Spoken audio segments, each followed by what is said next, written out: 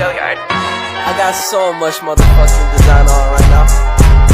Break it down, bring it back, make it clap. I got 3 old thoughts, new guap, where that thing. Bitches on my line, and you know. Assalamualaikum warahmatullahi wabarakatuh. Waalaikumsalam warahmatullahi wabarakatuh. Selamat pagi anak-anak. Pagi Bu. Bagaimana kabarnya hari ini? Alhamdulillah luar biasa. Allahu Akbar. Pagi sarapan tidak? Sarapan Bu. Sarapan apa? Sarapan tempe. Bagus pagi-pagi harus sarapan ya, biar kita ada tenaga. Iya Bu. Oke, sebelum kita masuk ke pelajaran, sebaiknya kita berdoa terlebih dahulu ya. Oke, Leha, pimpin doanya. Duduk siap, Nak. Berdoa mulai. Selesai. Baik. Ibu absen terlebih dahulu ya. Baik, Ibu.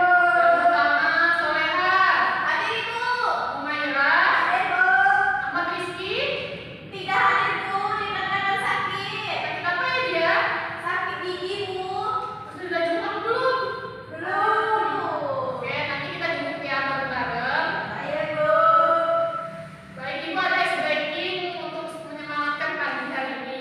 Yeay. Oke, tepuk semangat. Semangat. Semangat. Sekali lagi ya. Tepuk semangat. Semangat. Semangat. Nah baik, di sini ada yang masih ingat nggak pelajaran minggu lalu itu mengenai apa? Ibu. Ya. Tentang siklus pernapasan pada hewan. Nah ya, kemarin kita belajar mengenai tentang sistem pernapasan pada hewan. Nah di sini kita akan belajar mengenai tentang sistem pernapasan pada manusia. Sebelum kita mulai pembelajaran, di sini Ibu ada sedikit video mengenai tentang sistem pernapasan pada manusia. Kita simak masing-masing ya videonya.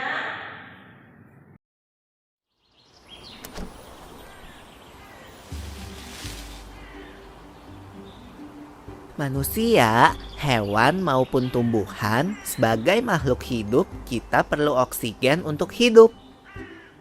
Waktu bernafas, kita mempunyai organ-organ yang bekerja sama dan membentuk sistem organ yang bekerja mengatur oksigen yang ada di lingkungan hidup sampai pada setiap sel yang kita butuhkan.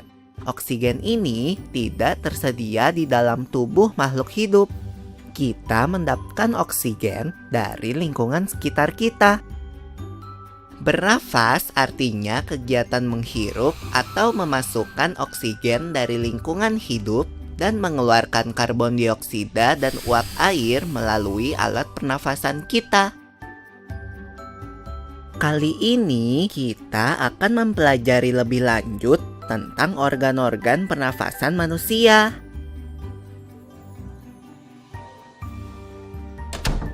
Lula, kamu tahu enggak kalau alat pernafasan kita terdiri atas hidung, pangkal tenggorok atau laring, batang tenggorok atau trakea, cabang batang tenggorok atau bronkus, dan paru-paru. Iya, Pipo. Melalui lubang hidung, udara mendapatkan jalan keluar dan masuk ke dalam tubuh kita. Tapi selain itu, udara juga dapat keluar masuk melalui mulut loh.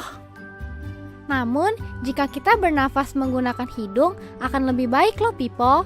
Karena terdapat lendir dan rambut-rambut halus. Rambut-rambut halus ini berfungsi untuk menyaring udara yang mengandung debu, kotoran, dan kuman penyakit. Benar sekali, Lula. Selaput lendir berfungsi untuk mengatur suhu udara yang akan masuk ke paru-paru dan mengatur kelembapan udara agar sesuai dengan kelembapan tubuh. Hidung juga jalur yang langsung terhubung dengan alat pernafasan berikutnya, yaitu tenggorokan. Tenggorokan merupakan alat pernafasan manusia yang kedua. Pada tenggorokan terdapat laring atau pangkal tenggorok dan batang tenggorok atau trakea. Pada bagian dalam dinding batang tenggorok terdapat selaput lendir dan rambut-rambut halus yang selalu bergetar yang berfungsi menghalangi benda-benda asing yang akan masuk ke paru-paru. Pernahkah kalian tersedak? Kamu pernah enggak, Lula? Pernah banget, Pipo. Itu kenapa ya, by the way? Tersedak merupakan gerak refleks untuk mengeluarkan kembali benda atau makanan yang masuk ke saluran pernafasan. Oh, aku tahu. Gerak refleks adalah gerak cepat dan otomatis yang menanggapi rangsangan dari luar organ kan? Iya, Lula. Kemudian pangkal tenggorok yang disebut juga laring menghubungkan hidung dengan batang tenggorok atau yang biasa disebut trakea. Pada ujung trakea terdapat bronkus, yaitu percabangan yang menghubungkan trakea dengan paru-paru kiri dan kanan. Paru-paru terletaknya di dalam rongga dada kan, Pipo? Jika kita menghirup udara, maka udara masuk ke paru-paru. Lalu kemana lagi ya? Melalui bronkus menuju cabang dari bronkus yang disebut bronkiolus dan berujung pada gelembung paru-paru yang juga disebut dengan alveolus. Pada alveolus ini kan yang terdapat pembuluh darah, di mana terjadi pertukaran gas oksigen dengan karbon dioksida.